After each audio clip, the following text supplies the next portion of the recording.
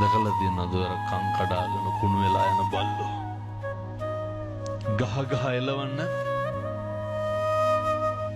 කවුද බල්ලෝ වෙලා උපදින්නේ? අර මේ පැතිවල ඉන්නවද උදේට දැක්කහම මූණක් කටක් බල්ලා hina වෙන්නේ නැති මිනිස්සු? ඔයත්තන්ට මතක් වෙන්නේදී අපේ ගමේ අහවලා ආවයි කියලා. එහෙම වෙන්නේ අර අතිමාන්න හුකුරු මාන්නකාරය මුහුන් වෙලා දුපදින්නේ බල්ලෝ වෙලා. හැම කෙනෙකුටම ප්‍රියශීලී වෙන්න,